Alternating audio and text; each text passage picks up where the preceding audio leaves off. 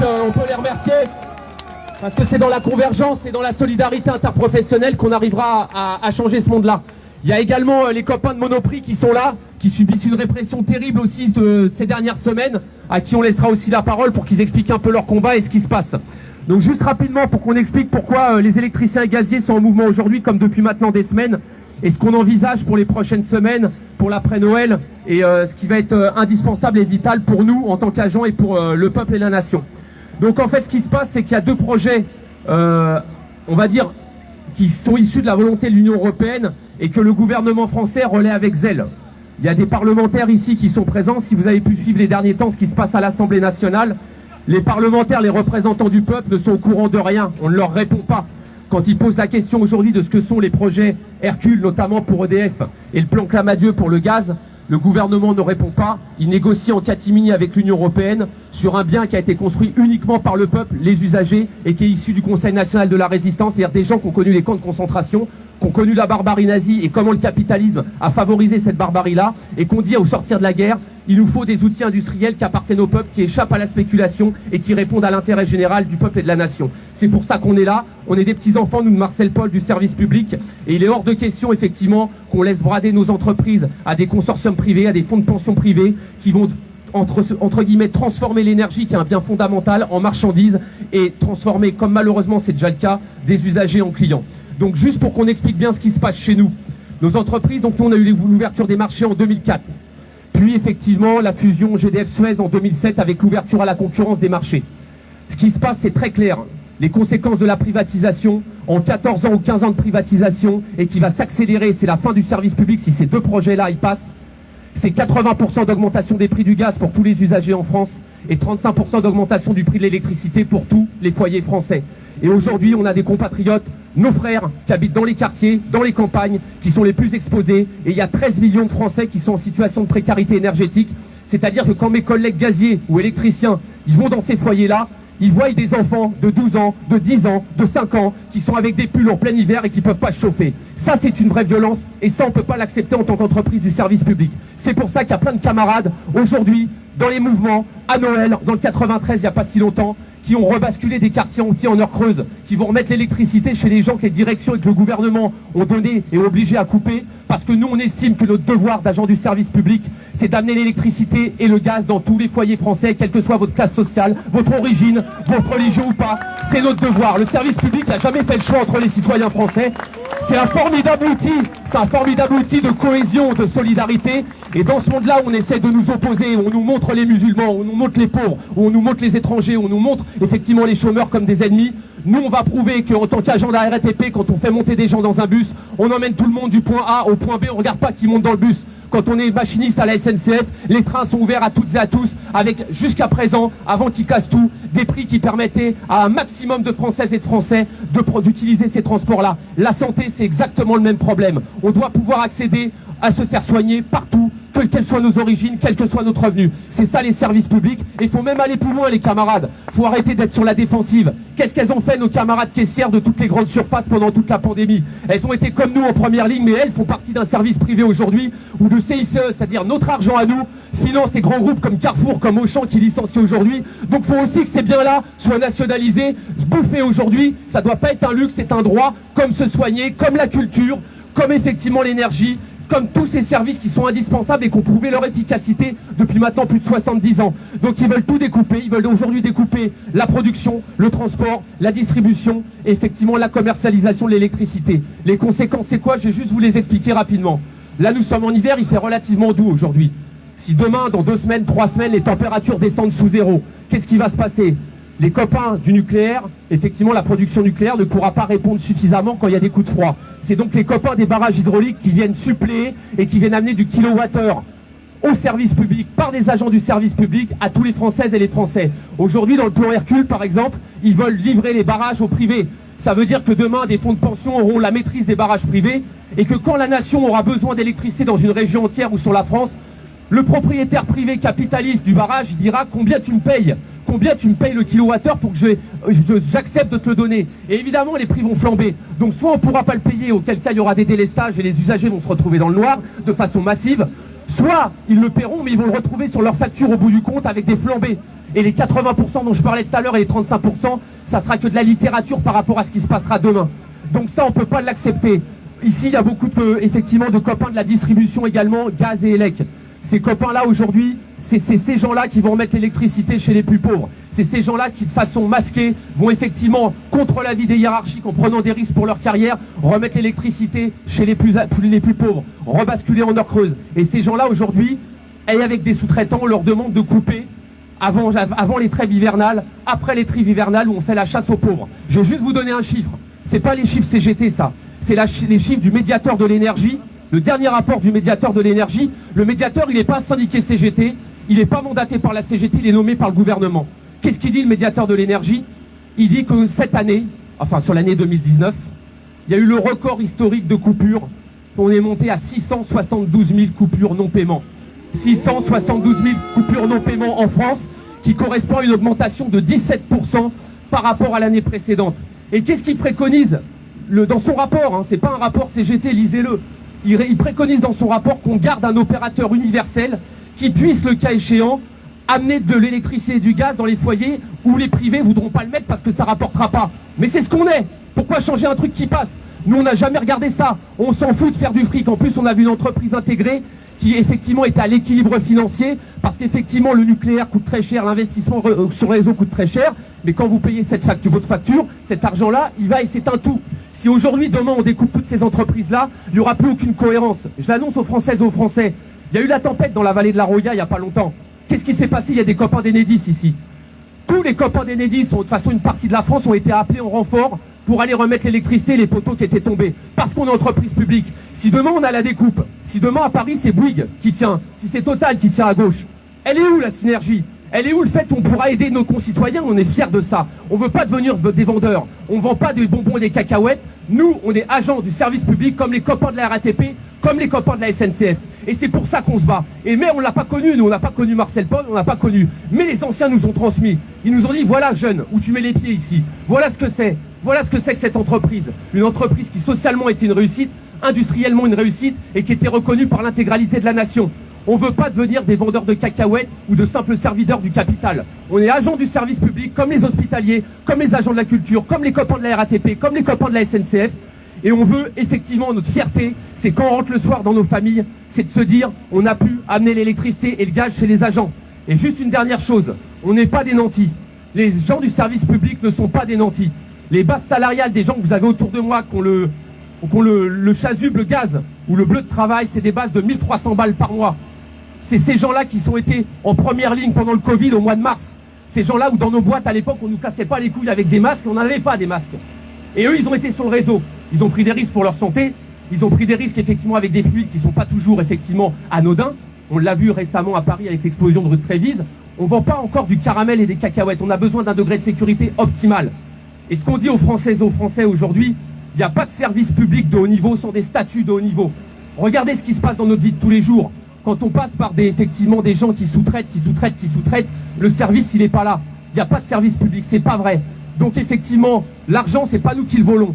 Dans les 10 dernières années, depuis la privatisation, il y a 66 milliards d'euros qui ont été volés dans les caisses d'EDF et de Gaz de France, Engie, devenu Engie, par les actionnaires privés. C'est eux les voleurs, c'est eux les responsables. Comme quand les copains de Monoprix se battent. Qui c'est qui fait marcher les Monoprix? Qui c'est qui était en première ligne pendant la pandémie? C'est les caissières, c'est les agents de sécu, c'est ceux qui nettoient, c'est ceux qui sont effectivement dans les rayons. C'est eux qui font vivre.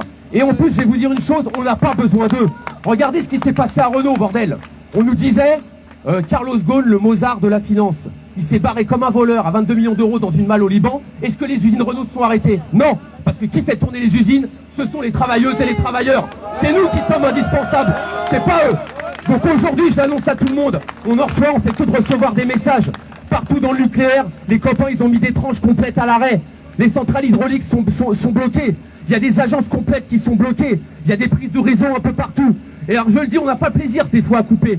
On n'a pas plaisir à dire, mais s'il faut se priver d'électricité et de gaz pendant 2, 3, 4 jours pour sauver l'avenir de nos mômes, on n'a pas le droit de leur laisser cet avenir-là. Nous, on est arrivés dans un monde, j'ai 45 ans, j'avais de l'espoir. Quand moi j'étais petit, on avait vu nos parents qui étaient issus effectivement du baby-boom, qui ont pu évoluer, qui n'avaient pas fait beaucoup d'études et qui ont pu s'évoluer. Aujourd'hui, c'est terminé. On a nos enfants, on sait que nos enfants vont vivre moins bien que nous. On a des agents, nous, dans le service public, qui savent qu'au début du mois, leur paye ne suffira pas à assurer ça. Et c'est notamment les femmes isolées qui sont les premières victimes de ça. Donc on va se battre tous ensemble. On ne relâchera jamais rien. Le peuple, c'est nous. L'honneur, c'est nous. On est là, on est tous ensemble et on arrivera à gagner tous ensemble. Merci.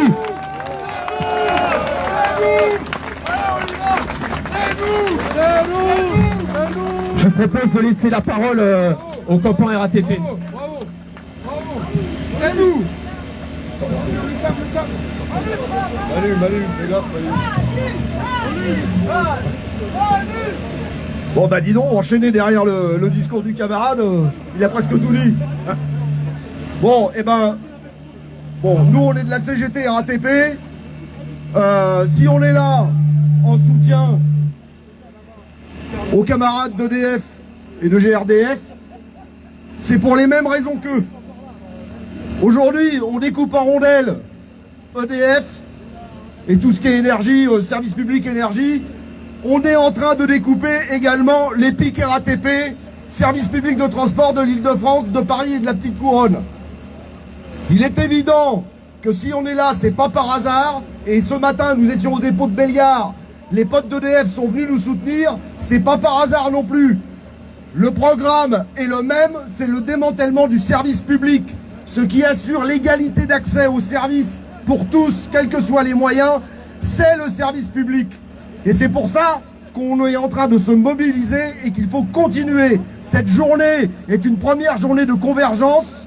Il va falloir remettre le couvert tous les mois à venir et des années à venir pour renverser la table et obtenir ce qu'attend le peuple d'un État démocratique et souverain, à savoir l'assurance et la distribution des services publics par les agences publiques et non pas par des intérêts privés. Tu l'as dit mon camarade, EDF a fait détourner plus de 60 milliards dans les poches des actionnaires. C'est une honte.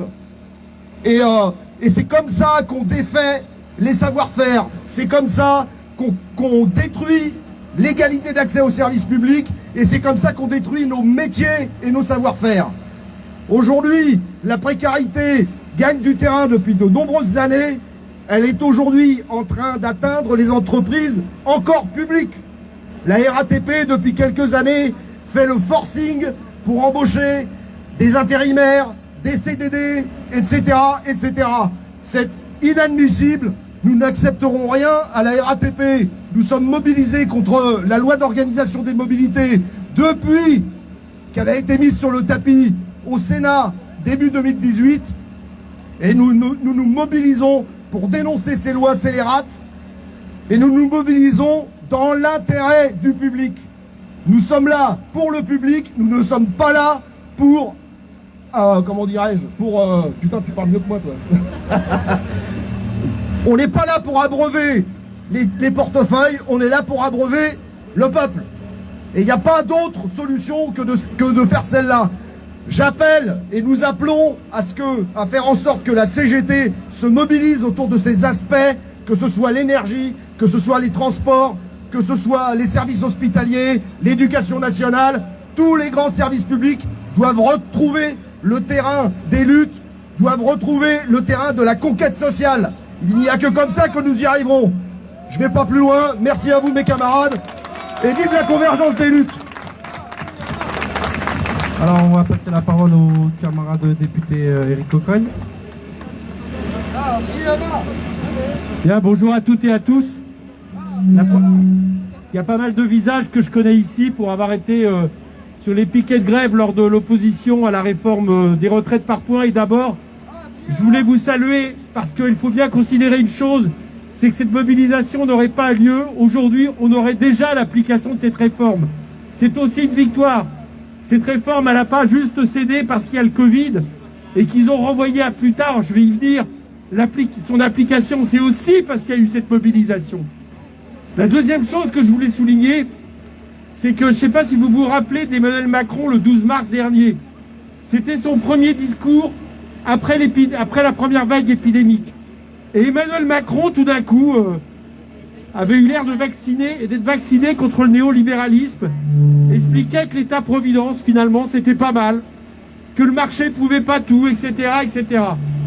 Plusieurs mois après, on s'aperçoit une chose.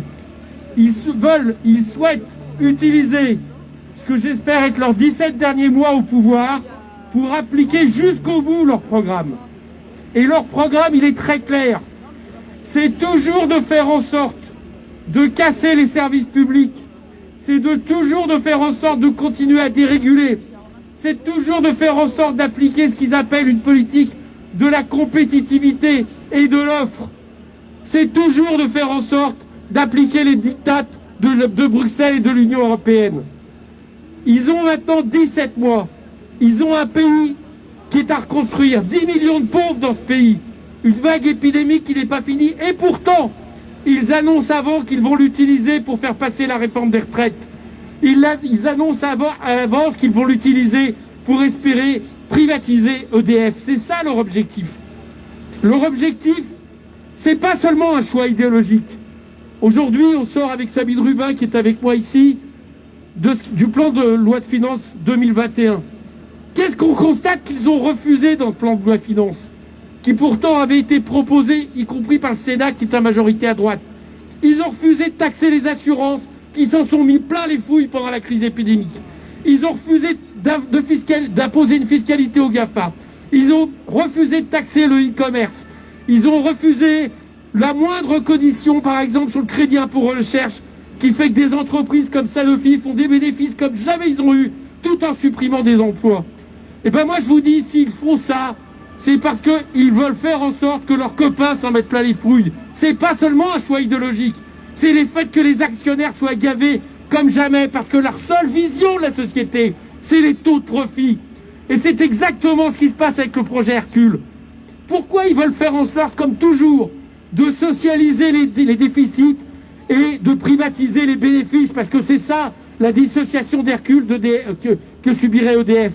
Parce que ça permet effectivement d'alimenter la rente. Voilà ce qu'ils veulent faire, voilà ce qui est toujours leur projet. Les 12 méfaits d'Hercule, les 12 arnaques d'Hercule, il faut absolument l'éviter. Et je dirais que, en conclusion, ils y vont fort de café quand même, l'espèce de Père Noël politicien qui nous annonce un référendum pour, dit-il, défendre le climat et de l'environnement. Et on sait que là, le projet Hercule, ils veulent le mettre dans leur loi sur le climat. Alors il faudra m'expliquer comment on fera une bifurcation écologique s'il n'y a plus un outil du bien public de l'énergie.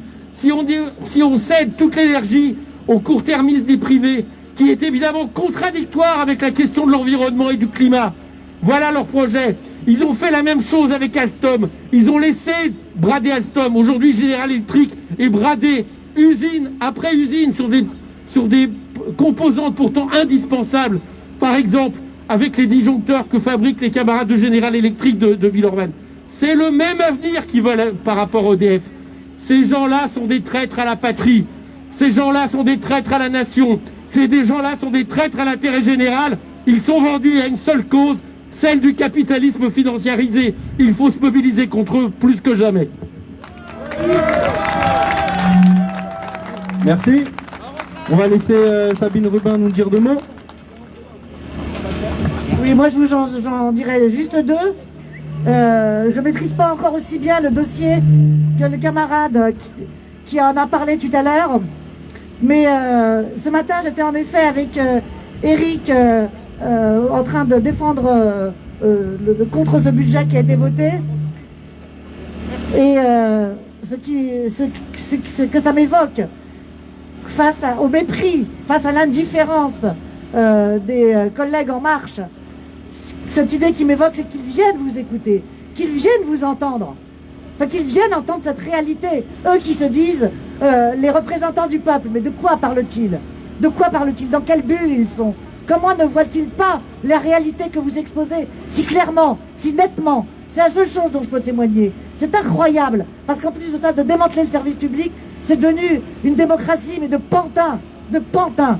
Et vraiment, c'est pas tant moi qui devrais être là, que eux pour qu'ils vous entendent. Et je vous félicite. Et en tout cas, je ferai tout mon possible pour être à côté de vous pendant cette lutte et de la relayer aussi à l'Assemblée, comme je tente de le faire pour l'éducation nationale plus spécifiquement. Je vous remercie.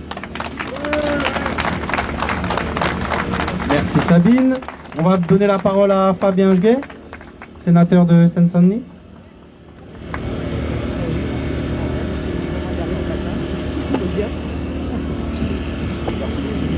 Bonjour à toutes et tous, chers camarades. Je vais faire très court puisque beaucoup de choses ont déjà été dites.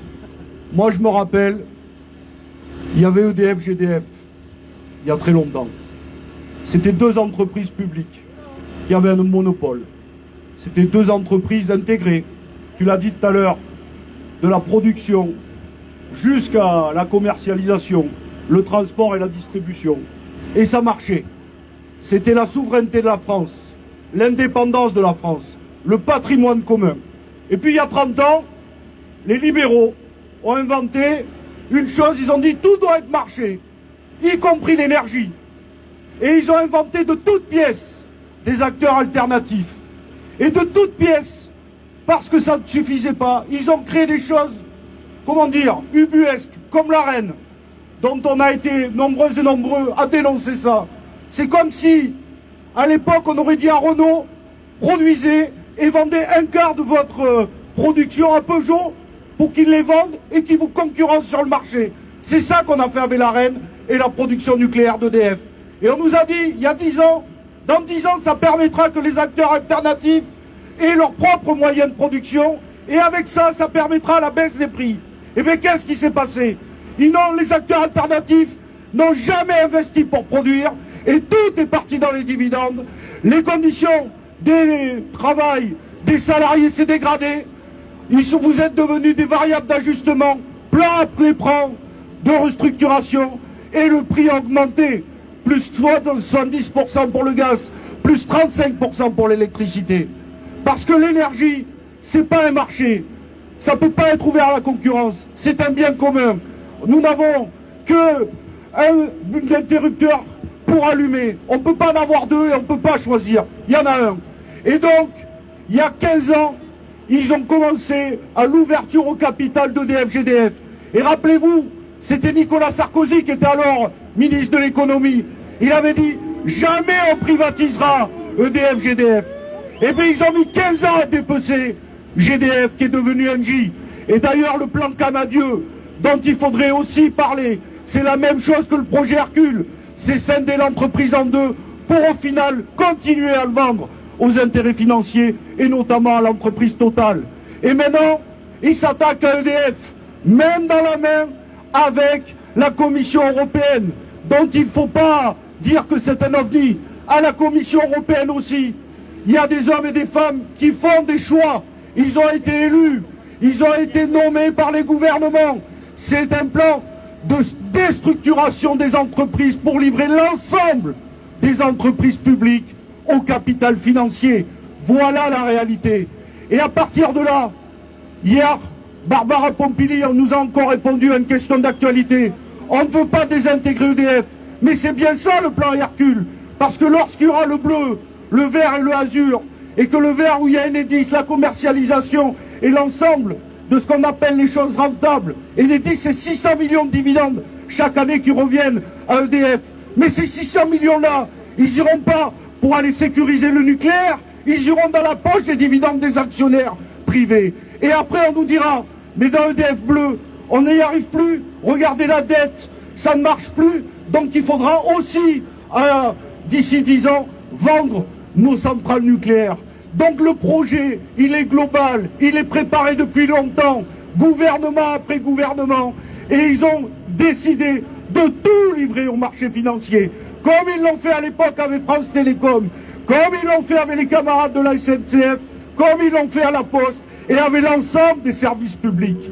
Donc votre lutte, je vous le dis, elle est d'intérêt général, parce que, évidemment, il y a les salariés, les 100 000 salariés, et tu as raison de le redire, c'est des petits salaires comme les cheminots, dont on a accusé et montré du doigt pendant la grève de 2018, en leur disant que eux, les cheminots, ça serait des privilégiés. Mais quand lorsqu'on nous gagne, ou on embauche à 1200 ou 1300 euros, on ne peut pas dire qu'on est privilégié. Avoir un statut, c'est aussi la garantie pour les usagers d'avoir un vrai service public. Dans votre combat, il est d'intérêt général. Continuez à vous mobiliser. Nous allons, modestement et humblement, nous, politiques, l'ensemble de la gauche, continuer à porter des alternatives. Un véritable service public de l'énergie réunifié. Voilà ce qu'il faut. continuez, nous sommes à vos côtés. Et même lorsque nous sommes en plein Covid, même parce que nous sommes masqués, nous continuerons à lutter et à démasquer la politique d'Emmanuel Macron et des gouvernements et de l'Union européenne pour dire non, ça suffit, et que les usagers, avec vous, nous rejoignent pour construire ce service public et ne pas verser les dividendes aux actionnaires. Je vous remercie. Merci Fabien. Donc pour finir, on va donner la parole à une copine de la CGT Monoprix qui va venir nous faire part de son témoignage. Juste avance-toi bien un tout petit peu. Bonjour à tous. Alors, je suis la camarade de Monoprix. Je suis aussi consommatrice. Alors, je suis très scandalisée par tout ce que je viens d'entendre. Parce que moi, j'ai remarqué il y a 2 ans maintenant que le prix de mon électricité a vachement augmenté. Et avec tout ce que vous êtes en train d'expliquer, je comprends que ça va être de plus en plus grave. Il faut savoir que nous, au sein de Monoprix, nous sommes des smicards, nous ne gagnons pas beaucoup. Et étant une entreprise privée, excusez-moi, étant une entreprise privée, c'est les actionnaires, c'est les PDG qui ont, on va dire, qui ont toute la part du marché. Comme les camarades l'ont dit tout à l'heure, pendant toute cette période, ils ont vu notre utilité au sein de la nation. Parce que nous n'avions au début pas de masque, pas de gel, rien du tout, pas de plexiglas. Nous venions travailler tous les jours, laissant nos familles dans le stress à la maison, en pointant les transports comme vous l'avez vu au début de la pandémie. Et qu'est-ce que l'enseigne a décidé de nous faire? Bah, rien du tout. Quand je dis rien du tout, avec tout le bénéfice qu'ils ont pu faire, toute la consommation que la France a réussi à faire, parce qu'on a mangé comme jamais, faut le dire, on a fait nos courses comme jamais, ça existait. Donc l'entreprise a eu beaucoup d'argent, beaucoup d'argent. Le gouvernement avait encouragé juste une petite prime de 1 000 euros. 1 000 euros pour les 18 000 ou 17 000 salariés que nous sommes au sein du groupe Monoprix. Ils n'ont même pas eu le courage de nous en donner. Ils ont fait un calcul morbide. Mais quand vous travaillez chez Monoprix, ce n'est pas la belle vitrine que vous voyez. Ce n'est pas les jolies propagandes que vous entendez. Ce n'est pas le joli rouge à peu près comme le gilet que nous portons. Mais c'est des vrais salaires de misère. C'est le fait que quand les élus que nous sommes, nous décidons de parler de nos mauvaises conditions de travail, quand nous décidons d'informer la clientèle que vous êtes, l'opinion publique, l'entreprise décide quoi? D'assigner ses propres salariés en justice. Je vous dis, en justice. Il faut qu'on aille devant le juge pour se justifier du fait qu'on puisse dénoncer nos conditions de travail. Moi, j'ai jamais vu ça. Nulle part ailleurs dans le commerce. Et ce n'est ni à la première fois, parce qu'en plus d'avoir été accusé, d'avoir bloqué un magasin, quel est l'intérêt pour nous de bloquer l'entrée de notre propre enseigne? Nous, notre objectif, c'est de faire passer le message. Parce qu'il faut comprendre que, là, j'ai vu tout à l'heure le projet Hercule. Chez nous, c'est le projet Socrate. Ils ont ces drôles de noms, faut dire. Que des philosophes, apparemment. Je ne sais pas d'où ils le tiennent. Apparemment, ils ont la même tête. Et tous ces projets-là, ils nous mettent en place. On était 18 000 salariés en 2019. On est 16 000 aujourd'hui. Ils sont passés où, les 2800 salariés? Ils sont au chômage. Et vous savez ce que l'entreprise fait? Elle ne s'est même pas gênée à nous mettre il y a quelques mois en chômage partiel. 84% payés par l'État. C'est qui l'État? C'est vous l'État. Parce qu'au-dessus de 1 300 € direct les impôts. Et c'est qui les impôts? C'est votre argent. Que l'entreprise profite pour nous mettre en chômage partiel afin de vous demander, vous les contribuables, de payer pendant que tout le monde continue à consommer. C'est-à-dire il y a de l'argent. Mais où va cet argent? Dans la poche des actionnaires. Comme par longtemps notre PDG, 650 000 € le mec. Il ne s'est même pas gêné. Il ne nous en a pas donné, mais lui, il s'est octroyé une prime de 650 000 €.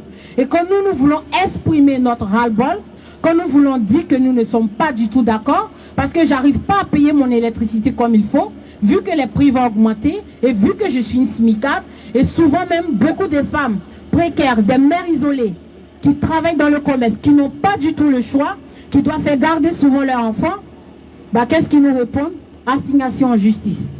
Et on nous demande de payer des amendes. Monoprix nous a demandé de payer 9 000 € d'amende. Il faut que je le paye en combien de fois? En plusieurs fois. Il faut que je prenne un crédit à la consommation, peut-être, pour rembourser. Parce que comment je vais le faire? Comment est-ce que je vais payer? Bah, le dernier procès, le juge a décidé de ne pas nous faire payer les 8 000 €. Mais il a décidé de nous condamner à la TI-700. 3 000 €. Bon, il y a un peu de différence, mais je ne peux pas toujours payer les 3 000 €. Donc, nous avons décidé de faire appel au jugement qui a eu lieu le 26 novembre. Sachant que Monoprix ne s'était pas arrêté là, nous a réassigné encore pour le 5 janvier en justice. Qu'est-ce qu'ils cherchent? Quel est l'intérêt de nous faire assigner au lieu de nous appeler, au lieu d'entendre nos revendications, au lieu d'augmenter nos salaires, au lieu de changer nos conditions de travail? Les 2000 salariés qui sont partis, nous demandons, déjà quand on était en sous-effectif, ils en ont fait partie 2000. Donc là encore, certainement, il y aura encore des licenciements. Ils profitent, peut-être ils vont dégager bientôt. On continue à la justice, on sera menotté certainement un jour. Mais on ne comprend pas cette réaction. Nous sommes là aujourd'hui pour vous dire, on est totalement avec vous. Moi, je suis sidérée. Il y a des fois, nous ne dormons pas parce que nous n'arrivons pas à finir le mois. Avec 1 200 € aujourd'hui, on ne peut rien faire. Rien du tout. Ils ont de l'argent. Nous faisons des grosses marges. Nous vendons ce qui est nécessaire et indispensable pour toute la population française. Donc, on n'a pas été impacté par la crise Covid-19. Le petit commerçant en face, oui.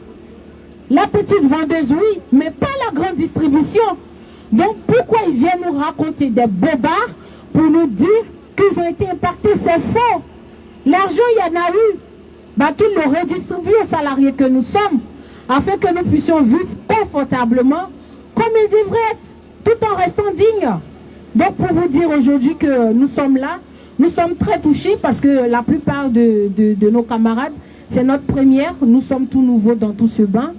Et à se retrouver plusieurs fois devant la justice, psychologiquement, c'est stressant. On se demande, mais où va ce monde, où va la France, qui est un pays d'égalité, qui est un pays de droit? Comment laisser ces entreprises traiter les salariés comme ça? Nous ne comprenons pas du tout. Mais nous sommes forts. Grâce à vous. Parce que je crois en plus que nous avons choisi le bon syndicat. Donc, nous serons toujours là. Nous combattrons toujours. Nous ne lâcherons pas les bras. Et quand je vois tous ces visages-là, moi, ça me donne encore la force. J'ai plus l'énergie. Et je sais que je suis dans le bon combat. Parce que le combat, ça paye toujours, que ça soit à court ou à long terme. Donc je veux vous remercier pour votre présence et je veux vous dire encore merci beaucoup. Merci encore. Merci pour ce beau témoignage. Je vais donc laisser la parole à Cédric pour une petite action symbolique. Ouais. Donc juste pour préciser, aujourd'hui les électriciens et gaziers sur toutes les bases, enfin beaucoup de bases en Ile-de-France ont récupéré leur bleu de travail. Donc on veut pas bosser pour une entreprise privée, on n'est pas des marchands de soupe. Donc là, on va faire une remise de bleus symbolique. On a amené tous les bleus des agences parisiennes et des agences d'Île-de-France. Je vous demande de venir chercher vos bleus. On va faire un grand cercle autour de l'entrée de métro. Et on va balancer nos bleus à la gueule de ce gouvernement qui veut détruire nos entreprises et détruire le service public. Voilà.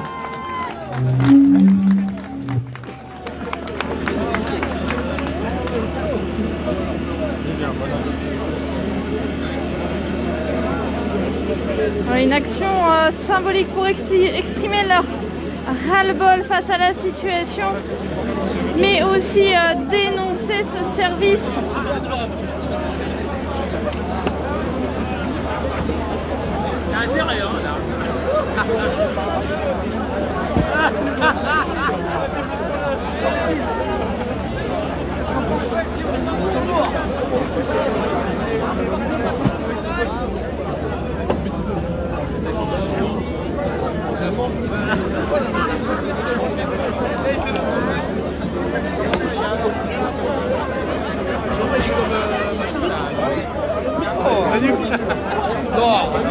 Manu,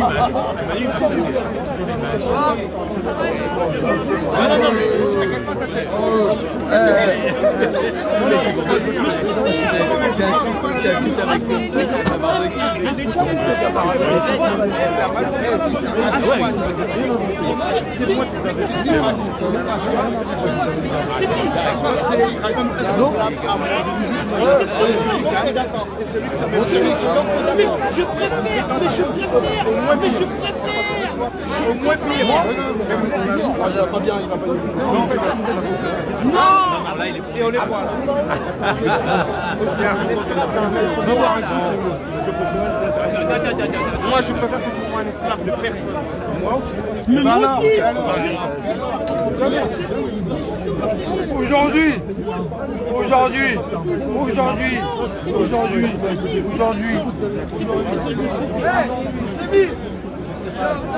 On leur a dit,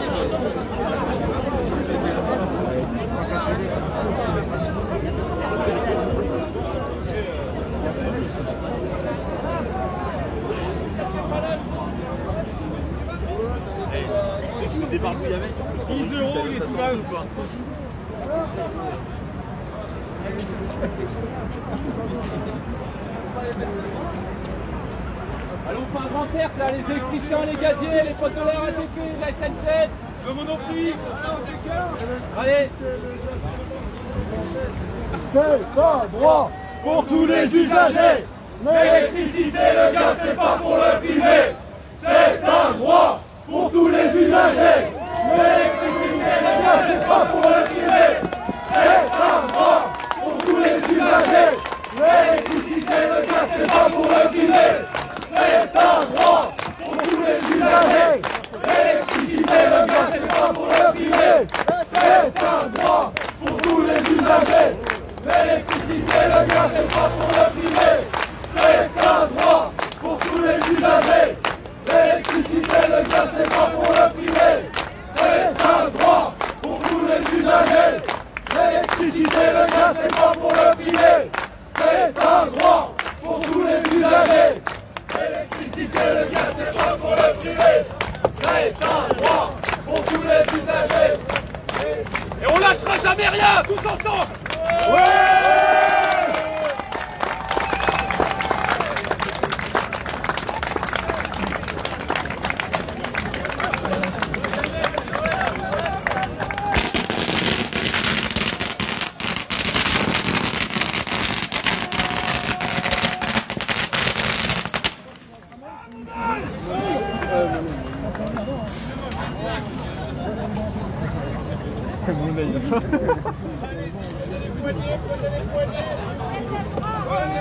Allez, on s'en fait une petite comme en manif là. Tout le monde à genoux.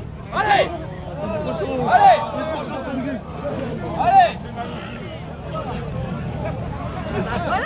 Ils nous entendent au ministère là.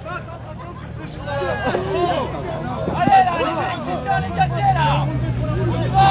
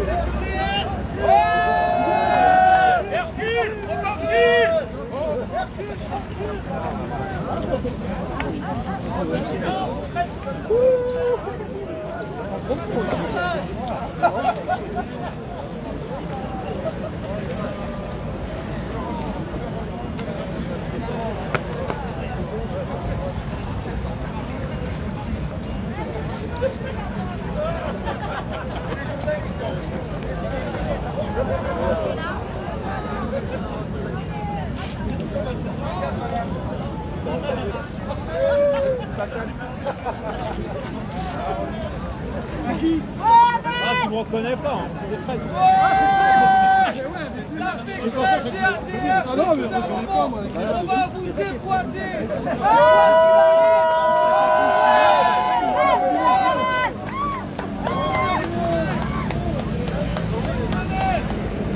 Et les électriciens et gaziers là. Oh écoutez, Ahmed de la RATP CGT, il suite au mouvement contre les retraites a pris un mois de déshabiller. On va lui, 2 mois. On va lui faire une petite ovation à mettre là-haut.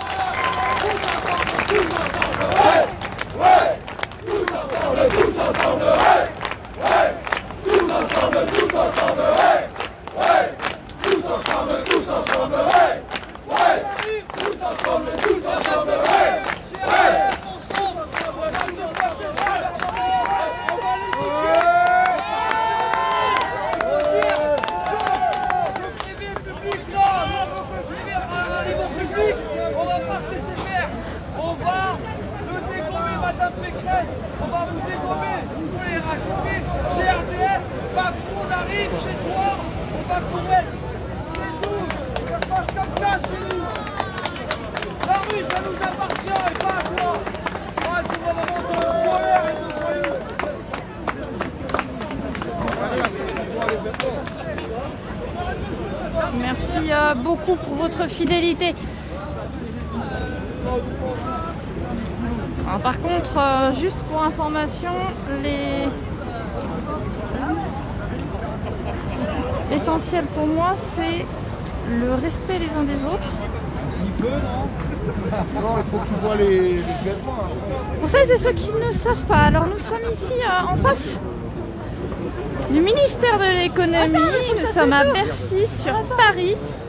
Cette mobilisation à la suite de celle de ce matin. Alors la police est venue discuter avec les manifestants avant. Donc ils sont là. Ils sont ici, ils sont là également. Donc, regardez, donc il y a une présence. C'est ordonné. Avec tout du pétrole. On met le feu et on va tous travailler comme Vous êtes plus de 200 sur ce direct. Merci pour votre fidélité. Merci d'être toujours présent sur nos directs depuis maintenant près d'un an et demi, il me semble. Plus d'un an et demi. Et pour depuis le début, c'est-à-dire presque 3 ans que vous me suivez en tant que reporter. Merci pour l'honneur que vous me faites de suivre ces directs. Je vous demande juste d'être respectueux dans vos commentaires, c'est juste la base. Tout simplement pour un travail serein et une information claire, nette et précise qui vous permettent de vous faire votre propre opinion de la situation. Je vais aller voir notamment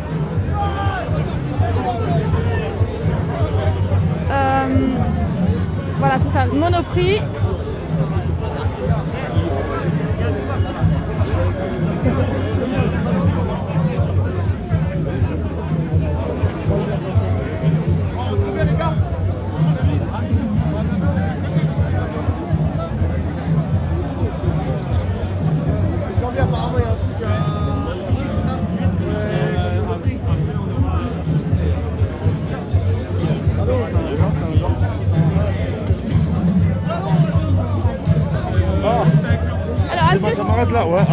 Est-ce que je peux vous avoir quelques minutes avec votre camarade ou avec vous-même Avec ma camarade, ouais. Ou alors moi, je n'ai pas ici. On a entendu justement votre ami tout à l'heure qui était sur le point de grève, le piquet de grève. Vous étiez déjà sur le piquet de grève avant, ce matin, à rue de Béliard. C'est ça, RATP. Et vous étiez cet après-midi ici. Avec les compagnies des GRDF et EDF. Énergie, Concrètement, pour vous, comment vivez-vous la situation actuelle? Bah, c'est les ras-le-bol, c'est les ras-le-bol où il y a la régression sociale à tous les niveaux, aussi bien dans les voies, dans les publics, les démantèlements des EDF. Ce matin, c'était la RATP où ils veulent privatiser le démantèlement du réseau RATP. Bah, pour nous, en tant qu'usagers, nous consommons EDF comme nous prenons le transport en commun. Bah, pour nous, ça fera comme un an. On n'a pas envie de vivre ce qui s'est passé dans les transports londoniens, c'est-à-dire les prix vont flamber. En sachant que nous qui sommes du commerce, Monoprix, on a des salaires les plus bas, déjà on a du mal à joindre les deux bouts. Vous imaginez si ces deux grosses entreprises se retrouvent démantelées, privatisées, mais je n'aurai pas les moyens, on n'aura pas les moyens de pouvoir avoir accès au transport, se déplacer ou voir consommer de l'énergie. Parce que j'ai pas envie que ma famille, mes proches meurent en hiver. Voilà quoi. Alors on parle effectivement de ce sujet très sensible, hein. Ils expliquaient la situation. Les centrales nucléaires qui vont se retrouver peut-être au bout d'un temps privatisées, mais pour le moment ce sont les barrages qui sont directement mis en ligne de mire. Il y en a plusieurs d'ailleurs qui sont détruits, qui sont en cours de destruction à l'heure actuelle, ce qui va faire perdre à la France sa capacité de construire de l'énergie. Aujourd'hui, vous êtes venus pour les soutenir, mais vous êtes aussi venus pour parler de votre cas au Monoprix. Vous avez été depuis le début de la crise de la Covid-19 au premier rang à prendre tous les risques. Et elle expliquait tout à l'heure qu'il y a près de 2800 employés qui ont été licenciés. Voilà, et pour info, ça c'est les chiffres officiels. J'ai participé au NAO 2019, la négociation annuelle obligatoire, où en février, on nous annonçait, nous sommes, à travers les 267 magasins, nous sommes 18 825 salariés. Et étonnamment, lors de notre comparaison à l'audience du 26 novembre, où l'avocat, plutôt adverse des Monoprix, annonce qu'il y a moins de 16 000 salariés. Mais ça, on le savait parce que Monoprix s'est servi de nous. Les confinements, c'était profitable pour Monoprix, pour Casino, où il fallait avoir des bras pour répondre aux besoins de la population, où nous avons éclaté les chiffres d'affaires journaliers. Et le monde d'après, nous avons pensé qu'on aurait pu être récompensé au travail fourni à nos efforts, parce que nous avons pris des risques de traverser, comme disait ma camarade, la région parisienne, parce que nous n'avons pas les moyens d'habiter en face de nos magasins.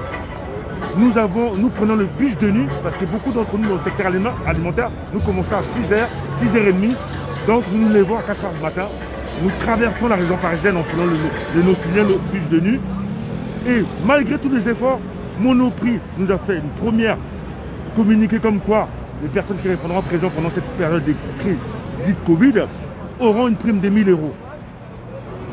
Malheureusement, quelques semaines après, courant avril, on nous parle des prorata de la présence physique. C'est-à-dire, vous avez tant qu'on s'est payé pendant cette période du 16 mars au 10 mai ou RTT, vous êtes pénalisé. Résultat des comptes, moins de 30% de l'ensemble des salariés des US Monoprix, à travers les 18 825 salariés de l'époque, ont pu bénéficier de l'intégralité des 1 000 €. Vu que c'était au prorata de la présence physique, et les mondes d'après, c'est moins de 3 000 salariés en moins, c'est-à-dire les étudiants. Les étudiants monopristes, Casino dit, il n'y a plus d'argent qui rentre, l'enseigne va mal, il faut réduire la masse salariale, les effectifs. D'où tous les gens qui avaient des contrats CDD, notamment nos collègues étudiants, parce que pour info, les étudiants, c'était un plus pour pouvoir se nourrir, travailler à temps partiel, c'est Monoprix. Mais malheureusement, aujourd'hui, les étudiants se retrouvent dans l'interprétation. Il y a eu l'occasion d'en croiser certains, ils sont inscrits soit au secours populaire, soit au resto du cœur. Voilà. Nous demandons simplement que c'est pas à nous, on a licencié, on a remercié les gens afin que Monoprix parle des projets Socrate qui ont changé de nom.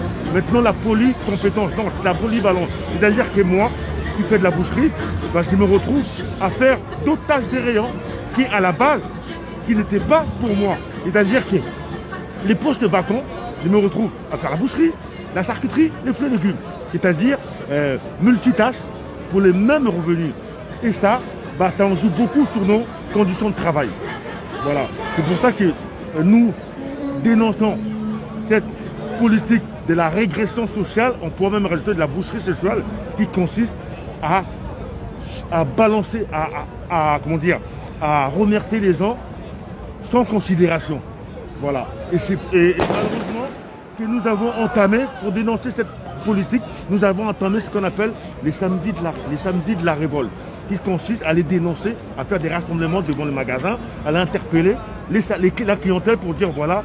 Vos conditions actuelles. Alors, vous parliez des jeunes, justement, j'ai envie de vous dire, c'est très difficile parce que pour les jeunes étudiants, la restauration, l'hôtellerie, ça fait partie de leur travail généralement, et puis aussi la vente. Aujourd'hui, vous me dites que Monoprix, non seulement n'embauche pas, mais ils virent, c'est-à-dire qu'ils mettent à la porte des jeunes étudiants. Comment font-ils demain? Pardon? Comment vont-ils faire demain? Comment vont-ils faire? Demain, il va se faire quoi? On va se retrouver avec des étudiants qui vont faire les poubelles. Parce que Monoprix se désintéresse ne se préoccupe même pas de qu'est-ce qui va se passer pour ces jeunes-là. Ce qui intéresse les actionnaires, c'est des profits.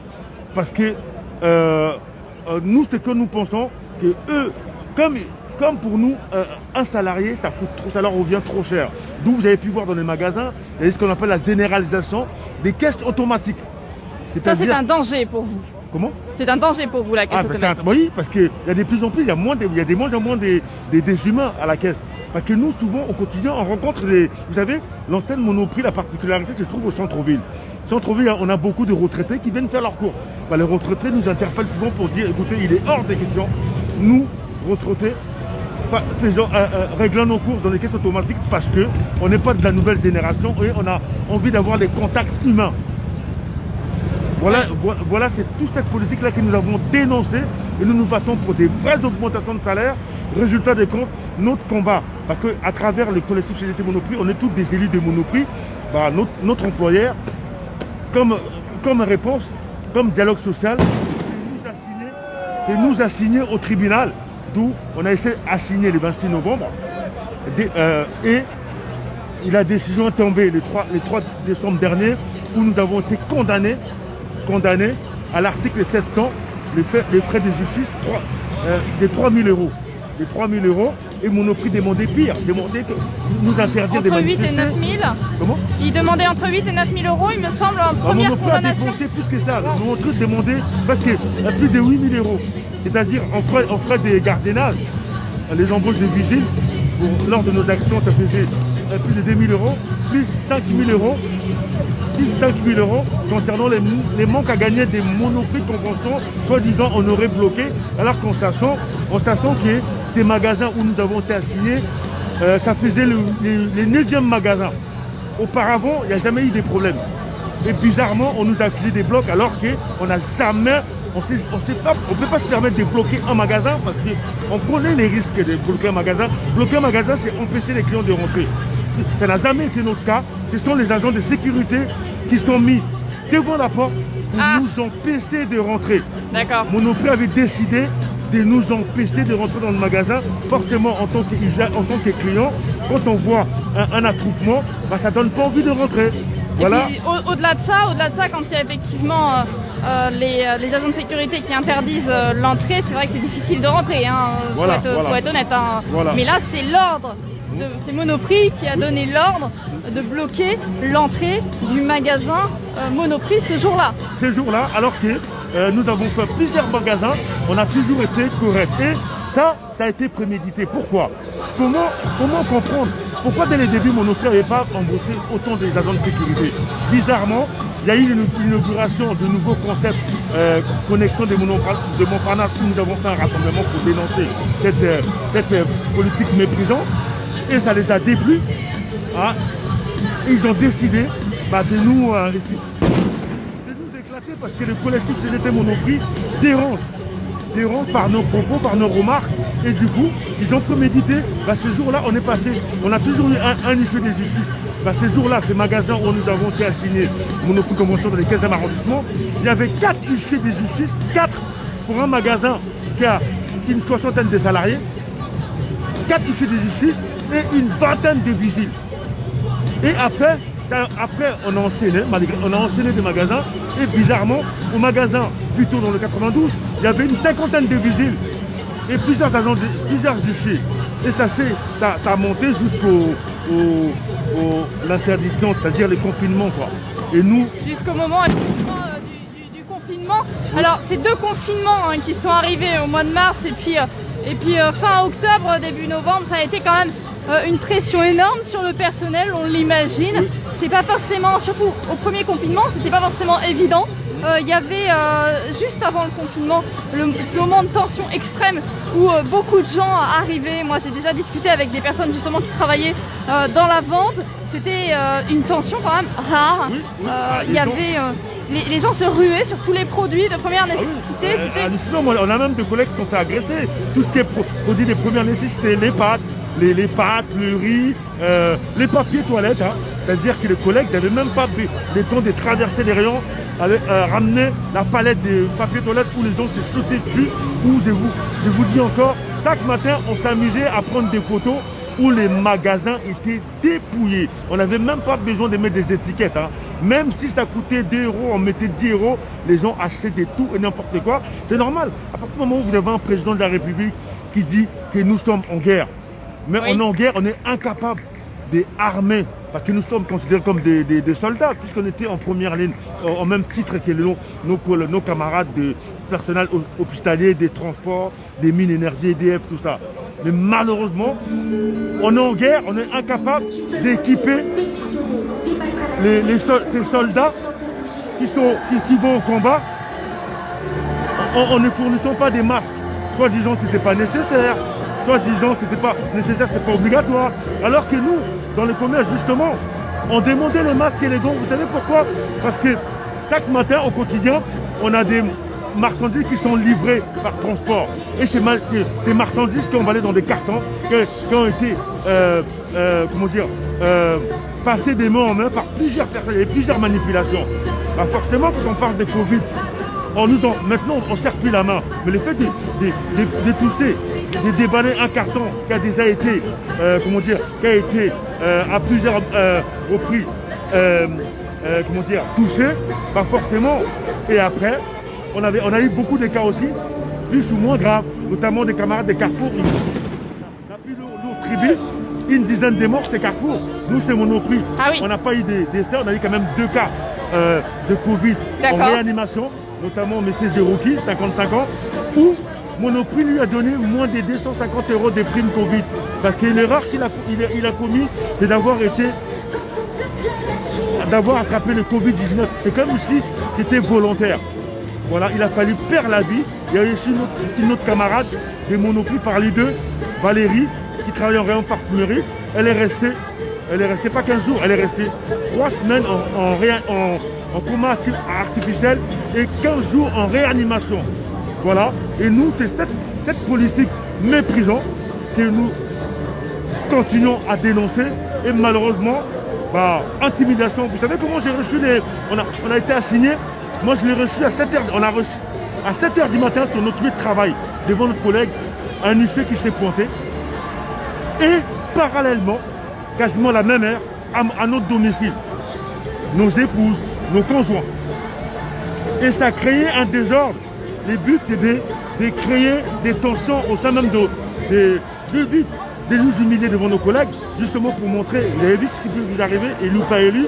Et deuxièmement, créer une tension, voire même un divorce au sein de nos épouses et de nos conjoints. Il y a une pression qui a été mise assez impressionnante, autant sur votre lieu de travail que dans votre vie privée, puisque là, en l'occurrence, un huissier qui vient directement frapper à la porte de votre maison, c'est votre vie privée, c'est effectivement inimaginable dans un aspect démocratique du travail. Est-ce que la direction, vous avez envoyé un courrier? Comment ça se passe avec la direction à l'heure actuelle? Alors, dialogue de sourds, on est face à un mur. On est face à je pourrais dire quelque chose d'abstrait. On ne le voit pas. Moi, je suis membre du CSE central en tant que suppléant. Nous, ce qu'on demande, au moins négocier, ce n'est pas notre but. Beaucoup d'entre nous, nous avons 10, 20, 30 ans de boîtes. On demande simplement que la direction puisse demander à négocier, qu'on puisse discuter sur une table de négociation. Parce que nous nous battons pour l'ensemble des salariés. Nous ne pouvons pas accepter ce monde d'après qui consiste à faire de la répression à partir des moments où vous osez.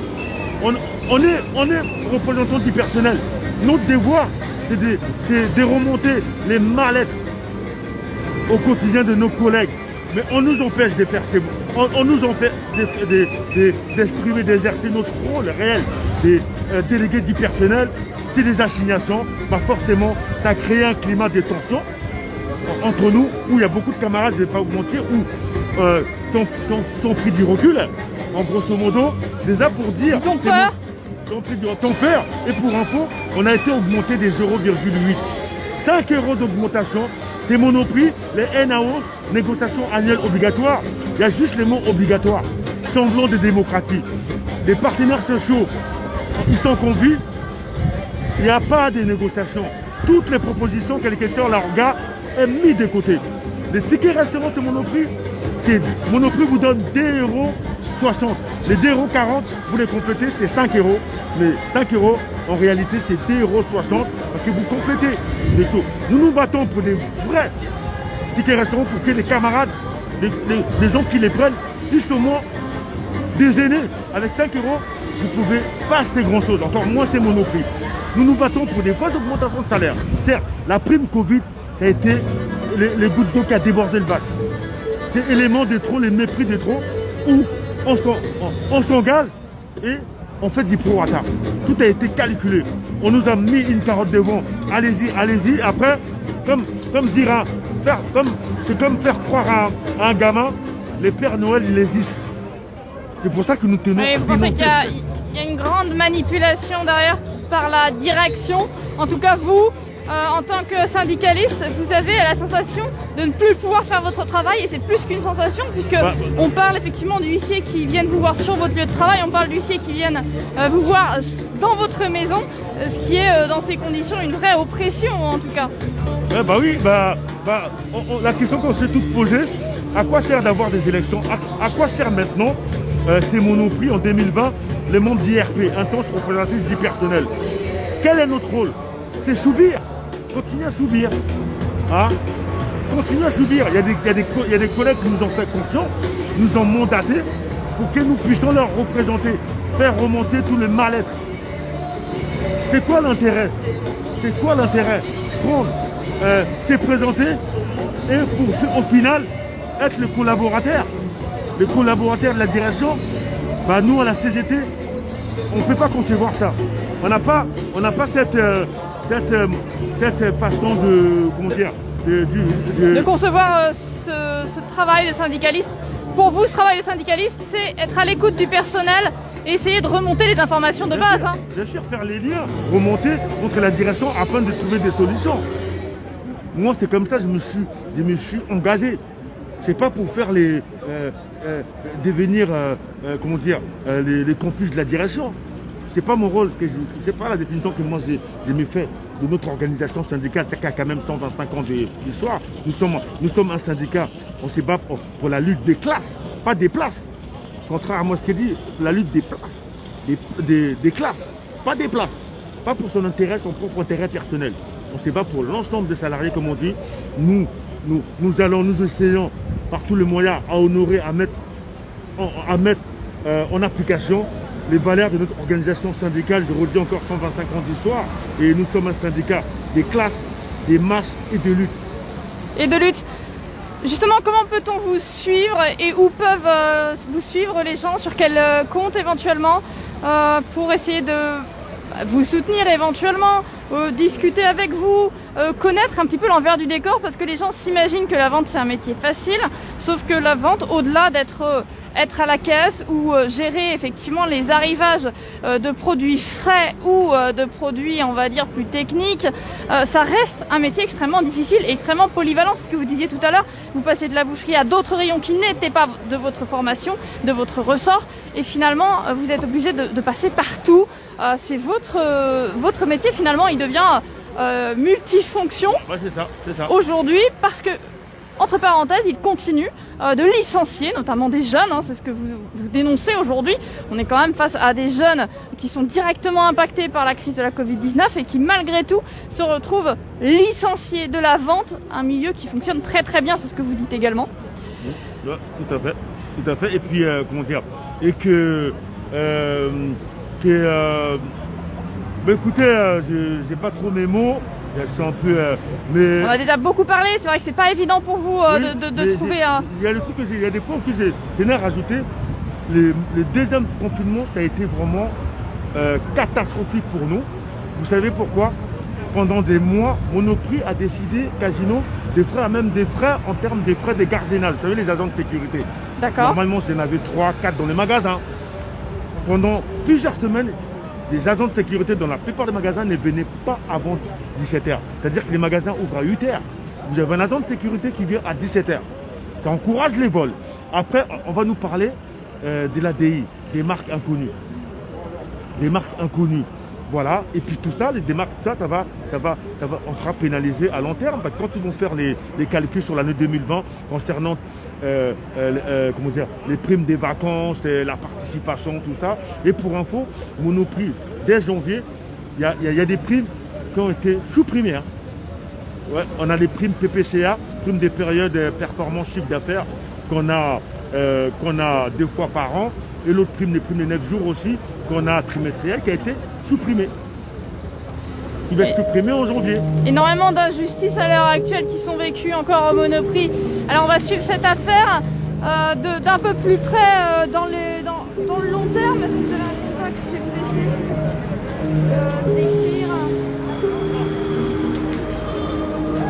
Ah oui, là j'ai...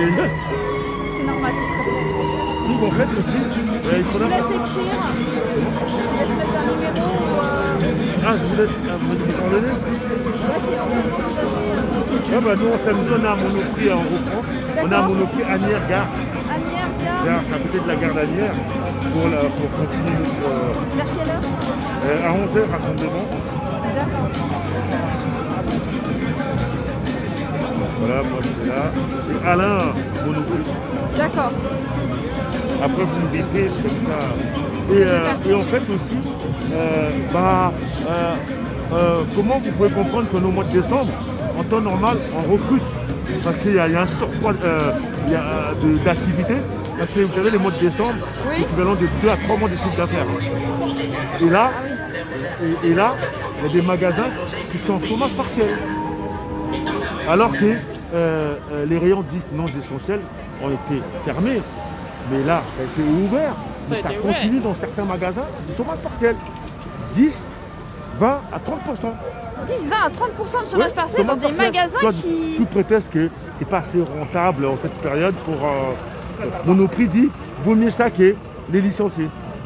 Moi, par exemple, dans mon magasin, je subis 10% pendant 3 semaines de chômage partiel. Hein. 10% de chômage partiel. Côté alimentaire. Hein.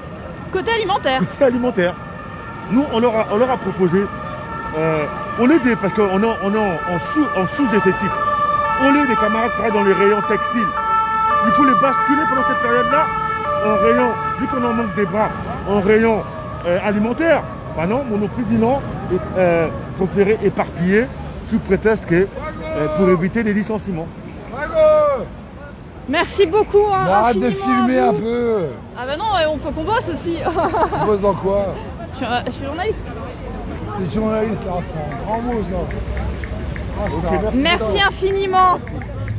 Vous voulez voir quand? Vous pouvez voir sur... C'est en direct. Vous pouvez trouver sur Facebook KSL France.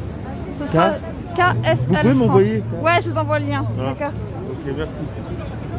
Voilà, donc ce qu'on peut dire sur la situation vécue par les employés de Monoprix, vous l'imaginez, une injustice terrible. Également ici, toute cette réalité concrète hein, pour les personnes qui travaillent notamment dans l'énergie. Voilà, autant d'injustices ces derniers temps qui sont dénoncées encore et encore. Merci infiniment à toutes celles et à tous ceux qui sont restés sur ce direct. Merci à celles et ceux qui ont fait preuve de respect puisque c'est le but de mon travail.